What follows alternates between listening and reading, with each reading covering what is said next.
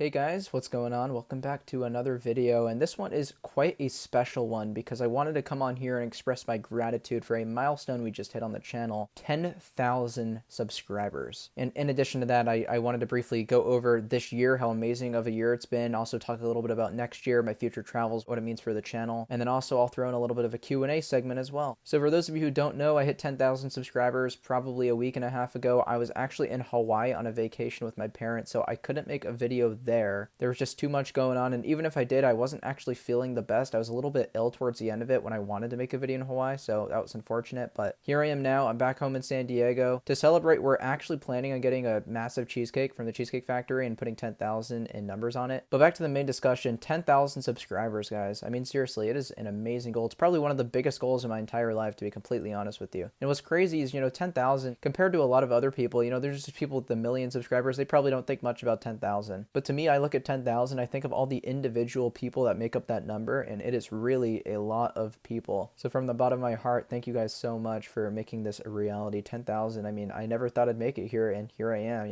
looking at a computer screen with 10,000 under my name. And with that 10,000 subscriber milestone also came an amazing year in 2021 when I completely redefined my channel, brought in all this fresh new content. I love making these videos for you guys, and I love that I actually, get to make a form of revenue off of it. It's amazing. It funds the majority of my travels right now. It's really an amazing opportunity. So let's talk about my year. 2021, definitely a much better year than 2020, with all the mayhem that happened last year. And of course, you could say that in 2020, I did catch kind of a travel bug and relates to amusement park trips. I just love traveling. I love seeing more of our country, more of the world, going to all these new amusement parks. There's nothing better than that feeling of going to ride a new roller coaster for the first time that you've been hyped up so much. And there was a whole heck of a lot of that this year. So as far as individual trips, I believe the first one was in March. I went to Arizona, Texas, and Oregon with my brother. First park was Castles and Coasters. It was a fun park, but go watch the vlog. It wasn't the best day overall. Then we went to the Grand Canyon, which was unreal. Six Flags Over Texas was awesome. Loved pretty much all the rides there. It's a great park. I'd love to get back there. Then in Oregon, I saw all this amazing natural beauty with my brother. Oregon is one of my favorite states, and I love seeing the natural beauty there. So exploring more of it with him has been absolutely fantastic. Then came April, which was a pretty important month in California, particularly because that was the month that all of the amusements here finally started to reopen. After a very long endurance test, a long series of closures, we finally got our parks back. And so I kicked that off with a revisit to Magic Mountain, which was absolutely amazing and super nostalgic to me. Then I actually used the opportunity of the parks reopening to check out some new parks, new smaller ones like Castle Park and Riverside with Josiah, Antonio Gio.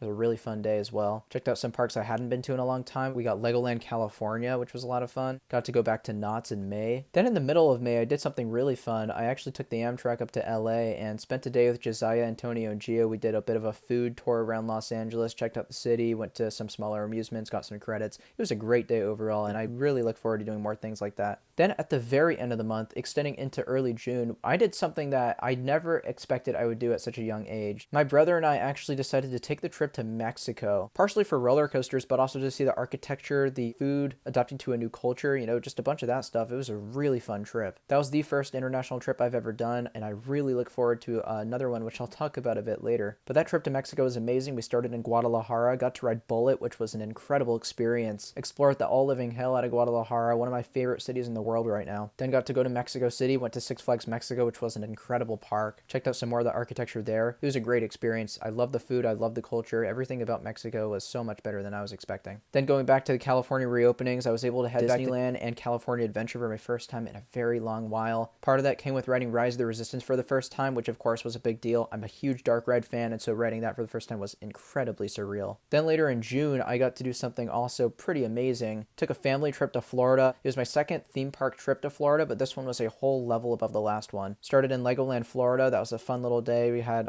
4 new credits to get there. Then came the main attraction of the trip, I'd argue, which was Walt Disney World with all my family. That was a great time. 2 days, 2 parks each day. All 4 of the parks at Walt Disney World are absolutely incredible. I cannot wait to head back there at some point. Also got to check out Islands of Adventure for my first time, and Jurassic World Velocicoaster was open by then. It was absolutely amazing. Got some revisits to SeaWorld Orlando, Busch Gardens Tampa, got to stare at Iron Gwazi, which was not the most eventful. And then from Tampa, I actually flew to New York City for my next summer trip. Got to do it with Sam and Skylar. You guys know them from the channel. They're in all my vlogs in the summer. It was great. We took probably the best trip I've ever gone on in the United States. It's an absolutely long and crazy road trip, but we got to a bunch of new parks and it was a ton of fun. First one, I got to go to Coney Island. I got to check out Luna Park and Dinos, got to ride Phoenix, Coney Island Cyclone, all these great rides. Then I got to head to Nickelodeon Universe in New Jersey. I was super lucky there because I actually got all 5 credits, which is incredibly rare for coaster enthusiasts nowadays. Sandy's Blasting Bronco was a ton of fun. TMNT Shellraiser was a ton of fun. And overall, I thought it was an underrated park. We also got some local visits for Sam and Skylar, like Six Flags New England, like compounds thrown in there. And then came the actual full-on road trip where the road trip really began. First stop was Knoebels. We wanted to head back there. We did a 2020 trip as well where we also did Knoebels and we just loved that park, so we decided to head back there. Also went to Hershey Park, and then later that day we went to Adventure Park USA. It was right on the way to the next park, which was King's Dominion. Intimidator 305 may as well be my #1 coaster. That ride is absolutely astounding. So is Twisted Timbers. I just love that park. King's Dominion is awesome. Then we took a very, very long 5.5-hour drive to Carowinds in North Carolina. It's a park I didn't think I'd be getting to anytime soon, but we did it and it was a ton of fun, and Fury is absolutely astounding too. Then another long drive led us to Dollywood in Tennessee. Again, another park I just didn't expect to get to at such a young age. Dollywood is truly special. It's an amazing theme park and it totally lives up to the hype. Along with that, got to check out Busch Gardens Williamsburg for my first time. Aside from staring at Pantheon all day, it was a great park as well. Six Flags America was quite underrated. I had a lot of fun there. So was Maurice Pierce. Maurice Pierce is probably the best boardwalk park I've ever been to.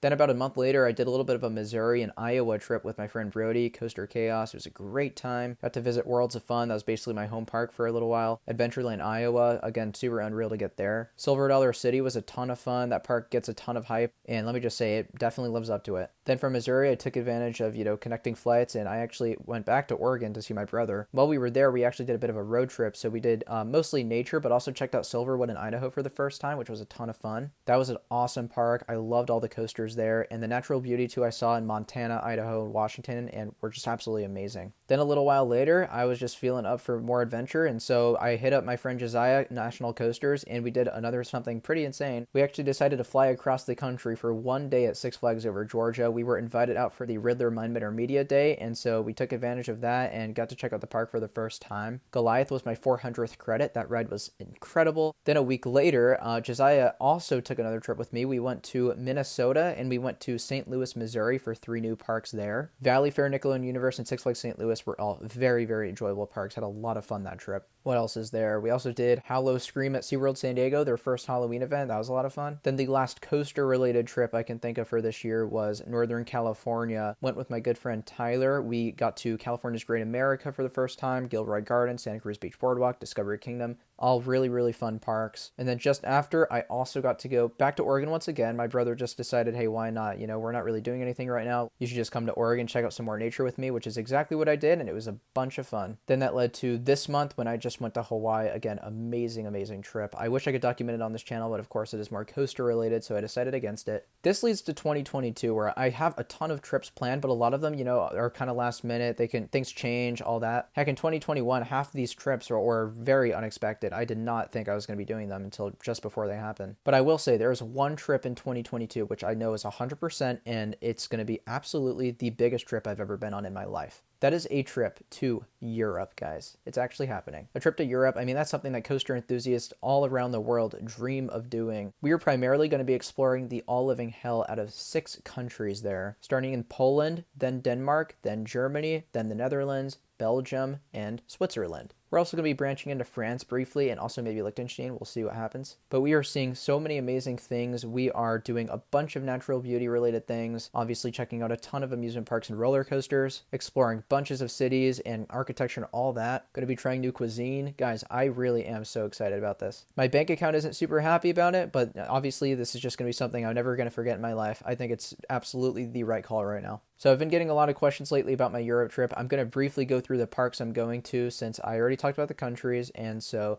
yeah, we're going to a ton of parks, as you could probably imagine. Starting in Poland, we're going to obviously be checking out Energylandia. What other choice do we have? That park looks incredible. Also going to be heading to Legendia for Lac Coaster. Then we'll be heading to Denmark for Tivoli Gardens, Bakken, Bonbonland, and Jur Summerland. In addition, we're also going to be doing Fair Up Summerland, which has the new Phoenix coaster by Vekoma, which looks awesome. Then heading into northern Germany, we're going to be heading to Hansa Park for Der Schwarze Dashwardus Karnen, Flug von Novgorod, all those amazing rides. Also Heidi Park. I'm really looking forward to Colossus. That ride looks quite underrated to me. Then going to the Netherlands, we're going to be first checking out Slegharen, then Walibi Holland, maybe Drevely, maybe Duinrail. We'll see what happens, but definitely Efteling and Toverland, that's for sure. Then heading into Belgium, we'll be heading to Bobbejaanland, Walibi Belgium, Plopsaland, Bellewaarde. Then back into Germany, we're going to be doing Movie Park, Fantasieland for 2 days, Holiday Park, Tripsdrill, Europa Park. Seriously, guys, talking about this is so unreal. I can't believe this is happening. Then lastly, we're going to be going down to Switzerland, spending actually 3 weeks in Switzerland alone just to check out all the natural beauty. It looks like an amazing country. While we're there, we're going to be heading to Connieland to check out Cobra. Very, very cool ride as well. And then while we're in the area, there's a pretty good chance that we'll also be checking out Walibi Rhone Alps in France and Skyline Park in Germany also. So we have all those parks written down. We're going to be checking out all these cities. Let me know down in the comments if you have any more questions. But speaking of questions, I'm going to be heading over to the Q&A segment. I did tell you guys to relate a lot of the questions to the Europe trip because I know a lot of you are curious about it. The first question is from Theme Park Mark, who asks, based solely on other people's thoughts and POVs alone, what do you think will be the top 5 coasters on your Europe trip? Thanks for the comment. I appreciate it. But probably the top 5 coasters on the Europe trip, judging by just overall opinion. In no particular order, because I think ranking them would be pretty much impossible without writing them. I think Zadra will be incredible. I think Ride to Happiness will be incredible. Dashwardus Karnen, Expedition G-Force, and we'll throw in Conda for good measure. I'm probably forgetting something though. Then we have Skyrush Fanboy, who asks, do you think you'll have a new #1 after your Europe trip? Which to that, I say it's definitely 100% possible. While Steel Vengeance is my #1 coaster currently, it's not strong in a #1. It's very much possible that rides like Zadra, Ride to Happiness could definitely top Steel Vengeance, so can Expedition G-Force. We'll see what happens. Then Easton Christensen asks something unrelated to the Europe trip. This is a pretty interesting question. If you could create the best roller coaster in the world, what company would you go with? You know, I was really close to siding with Intamin, but you know, RMC, literally half their rides seem like they were just designed for enthusiasts, so I have to go with them. I mean, look at Airy Force 1. That literally looks like something I would come up with in my dreams. It's Serious Arc has a couple questions. First, what's the best video on your channel? The one I really like was my 1000 subscriber special video way back then. A little bit of a compilation of all my vlogs over time. Obviously, since then, I've done a ton more travel, so I'll have to update that at some point, but that was a really awesome video for me. 2, is Knott's Berry Farm the best overall park in California, theming or thrills, or does Disneyland and Magic Mountain strengths top over that? For me personally, it's not that close. I think Disneyland and Magic Mountain are far superior to Knott's Berry Farm. Then 3, does Steel Vengeance still deserve the title of best coaster in the world after these new 22 coaster editions? I actually think the 22 coaster editions aren't really going to affect Steel Vengeance all that much. I think Ride to Happiness is probably closer, and that's a 2021 edition. And then personal questions, does pineapple belong on pizza?